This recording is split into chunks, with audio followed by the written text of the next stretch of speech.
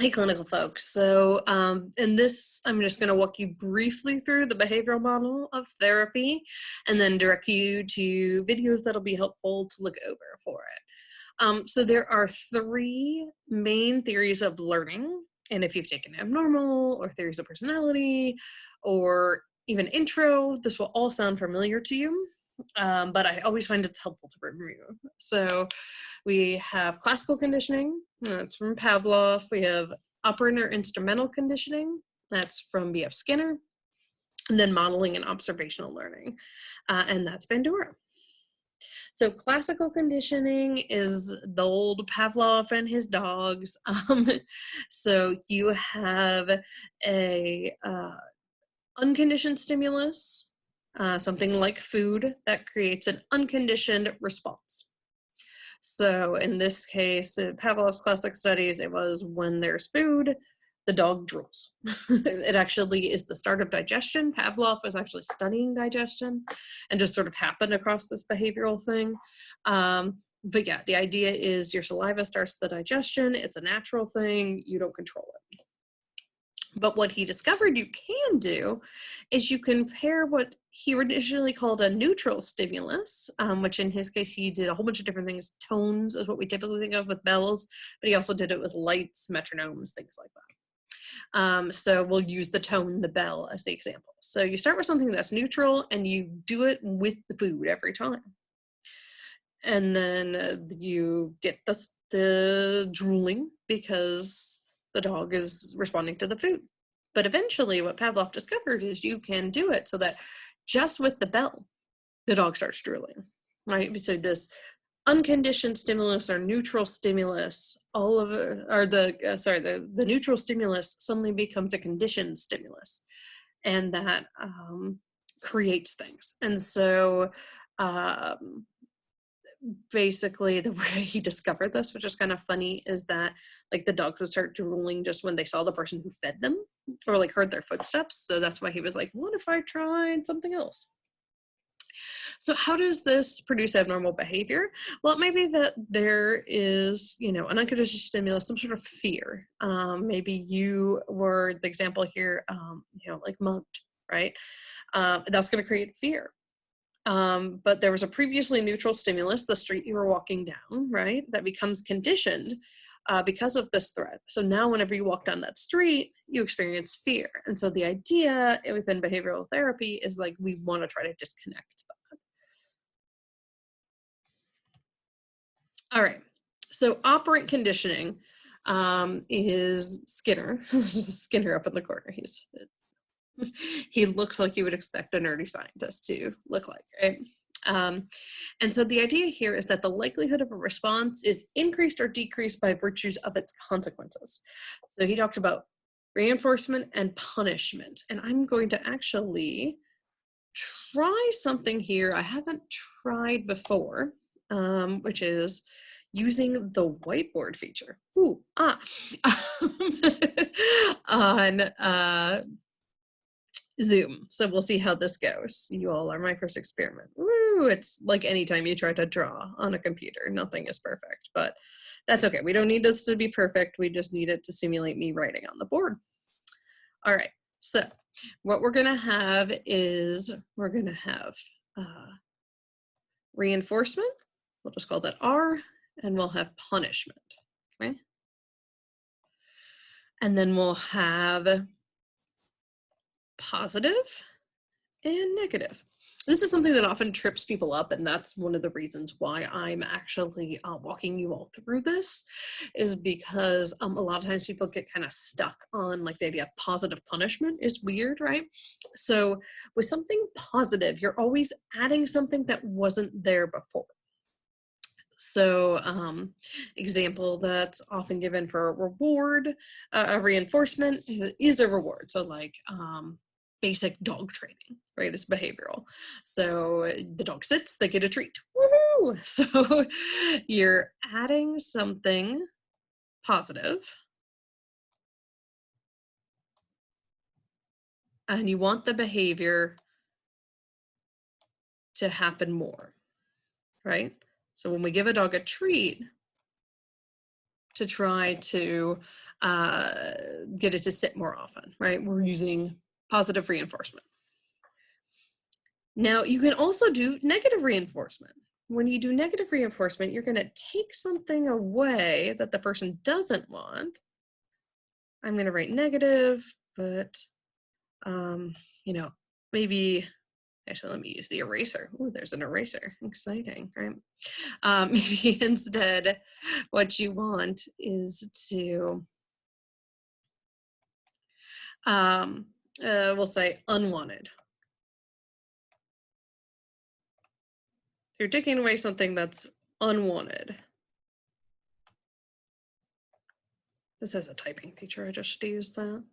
But hey, we're discovering things together. Okay, so you're taking away something they don't want. And again, the goal here is you want behavior to increase. So the example here is your kid does something really great, right? Maybe they did really well at a fancy dinner or something like that. And so you say, you don't have to do your chores today. You take away something they don't like to do in order to get that type of behavior to occur more often in the future. So there is what's called positive punishment, and people always think this is weird. All right, so positive punishment, you're adding something. So again, positive, you're always adding something that is unwanted. You know what? I am going to try this typing thing just to help y'all out. Taking away something unwanted. Hey, that's so much better. Okay. And then the reason that you're doing this is you're adding something unwanted, sorry, is because you want to decrease the behavior. Okay. So positive punishment is, you know, making your kid do chores if they do something you don't want them to do. Bad example, but sort of a classic example of this is spanking, right? Spanking is positive punishment because you're doing something they don't want in order to decrease behavior. Now, psychologists in no case do we recommend spanking ever because of the negative consequences, but it's just, again, a classic example. All right, so for negative punishment, I'm just going to go ahead and draw the two things right here first. Okay, so you are taking away something they want in order to, again, get the behavior to occur less frequently. So here would be, ooh, the kid acted up, so they don't get to watch their favorite TV show that day. Okay, so that's negative punishment. Again, I feel like that is really important to look over because, again, people get really stuck here a lot of the times, and people will think that like negative reinforcement is the same thing as positive punishment, and it's clearly not. So hopefully this chart was helpful as much as it was an experiment on my part. All right, so let me reshare the PowerPoint with y'all. Okay, so that is Skinner's ideas, and we use that a lot in behavioral therapy. And in fact, your case study for today, they use that. Okay, and then modeling. This is called a whole bunch of different things: social learning, observational learning, but essentially modeling involves learning by watching and imitating the behavior of other people. So models impart information to the observer, and children learn, and people in general learn by the consequences other people get for their behavior. So the classic study by Bandura here is the Bobo doll study. I have the video for that on Blackboard. I'll walk you through that in a second. But the idea is kids watched an adult engaging in aggressive behavior, and then they wouldn't do it because the adult wasn't punished. All right, so behavioral treatment involves exposure. So getting the person to face their feared stimulus. And then systematic desensitization, working your way up to try to help them avoid that. So it's used a lot for anxiety. The basic tenets of it are used for treatment of depression. You often teach people things like relaxation, so deep breathing or progressive muscle relaxation, so they can cope with the anxiety that comes. So the best example of systematic desensitization is if someone has a snake phobia they want to get over. you would have an actual snake and you might start with them way across the room, right?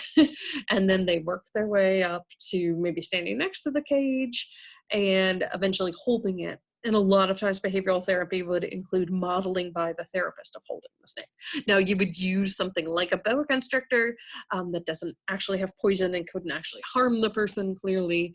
And you'd want a docile one clearly. All right. So I am going to stop the share for just a second and then reshare with you all Blackboard. Ta-da! Okay, so here is my video walking through the case study for this week. It's also on YouTube, so I'll try to post that link. There's a separate video walking you through your assignment, your reflection for this week. Here's that Bobo doll video, always a fun watch, so give yourself 5 minutes to do that. And then look at these behavioral therapy videos, especially these ones down here on exposure therapy are really helpful. There's some things about treatment for autism. The LOVAS method is basically dog training. It sounds really weird, but it works for kids with autism. And then down at the bottom, there are things for OCD. So if you're interested in OCD, highly recommend you take a look at these. Alrighty, so hopefully you all found this enlightening, kind of reminding you about these basic techniques. And I will see you soon with another video.